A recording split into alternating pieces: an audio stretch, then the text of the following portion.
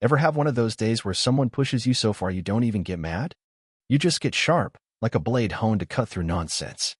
That's what happened to me. I didn't wake up planning to outsmart anyone, and I sure wasn't itching for a brawl. But when a self-righteous HOA president rolled up in her Tesla, parked it across my driveway like she owned the dirt I stood on, I knew I had a choice. Some folks push, others push back. Me? I just tapped a few buttons. Too far. Maybe. Worth it?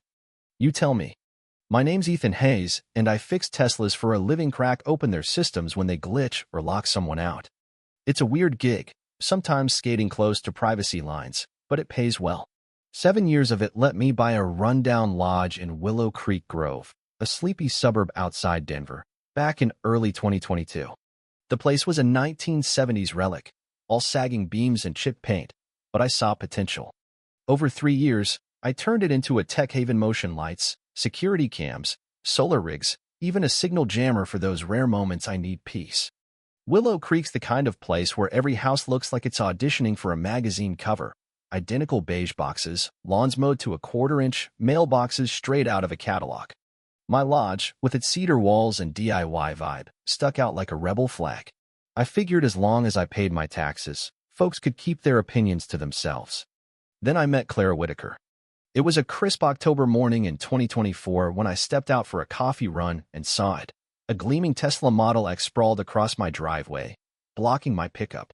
My private property sign lay crumpled in the ditch. At first, I thought some lost soul had parked wrong, but then Clara strutted out, clipboard in hand, tape measure dangling, camera slung around her neck like she was on a mission from God. My pulse kicked up, not fear, just that gut twist you get when you know reason's about to lose a fist fight. She was mid-50s, with a haircut that screamed, "I run this show," and clothes that cost more than my monthly mortgage. "Excuse me," she declared, voice sharp as a lawyer's letter. "This lodge is in violation of our community standards. I'm here to inspect, and I'm not leaving until you agree to fix it." I took a slow breath, trying to keep things civil.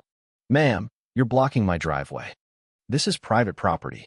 Please move your car." Clara waved a badge. Willow Creek HOA president like it was a royal decree. "I have authority to enforce our guidelines," she snapped. "Your property's dragging down home values." That's when I made my first move, one she'd later regret.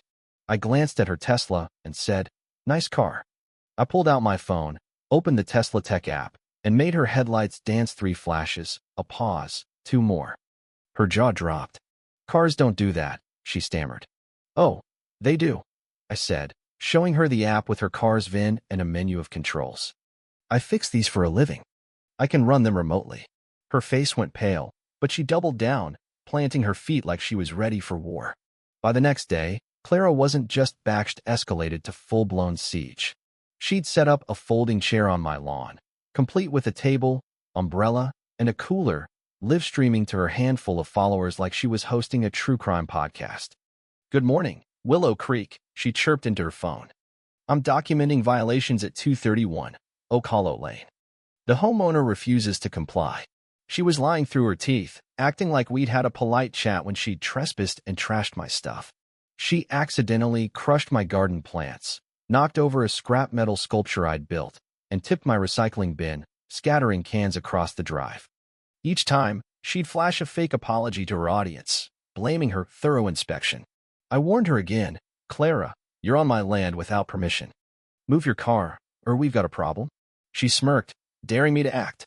That's when I stopped asking. I walked inside, fired up my laptop, and opened the full Tesla diagnostic suite. I could see everything: battery, locks, windows, even what was playing on her screen. "All right, Clara," I said, stepping back out. "You want a show? Let's give your fans one." I hit a key, and her car locked with a heavy thunk. Windows rolled up. My signal jammer kicked in, cutting her phone. She dropped it mid-sentence, sprinting to the car, yanking handles, pounding glass. Nothing budged. "What did you do?" she screamed, muffled through the windows. I leaned in close. "Welcome to your timeout, Clara. 7 days to think about how you treat people." Neighbors started gathering, drawn by the commotion. My friend Lena, who'd lived in Willow Creek for a decade and had her own Clara horror stories, strolled over. "Ethan," she called, "looks like you've met our HOA queen." She filled in the crowd, Clara had bullied half the neighborhood, fining people for minor infractions, forcing costly upgrades. The vibe was Electra part shock, part glee. Clara kept raging, threatening lawsuits, but her voice cracked as the reality sank in. She was trapped, and I held the keys. I made sure she was safe, climate control on, water and food delivered through the sunroof. But I wasn't letting her off easy. By day 2, her bravado was fading. She'd slept awkwardly across the seats, wrapped in a cargo blanket. A locksmith called by her HOA cronies took one look at the Tesla's digital locks and bailed. Even the cops, led by Officer Daniels, sided with me after seeing my footage of Clara's trespassing and lies. "She's on your property, committing a crime," Daniels said. "You're within your rights to detain her." Things got wild on day 4 when I checked the Tesla's interior camera feeds. The car's security system had been recording everything, every rant, every call, every word Clara thought was private. And what I heard wasn't just HOA nonsense. It was a confession to a full-blown scam. Clara was no petty tyrant. She was running a racket. She'd been working with a city inspector, Greg, and a realtor, Victor, to target homes, fake violations, and force sales for cheap. She'd pocketed thousands in kickbacks. One clip had her laughing about how she'd scammed the Lopez family into selling their house for pennies after Greg found code violations. Another showed her plotting to condemn my lodge. I felt my blood run cold. This wasn't about aesthetics, it was organized crime. By day 6, Clara was a wreck, cycling through fake heart attacks and sob stories about a bad divorce. I called a medic to check her stress, not a stroke. She was cornered, and she knew it. On day 7, I played her recordings back on the Tesla's screen. Her voice filled the car, admitting to bribes, fraud, everything.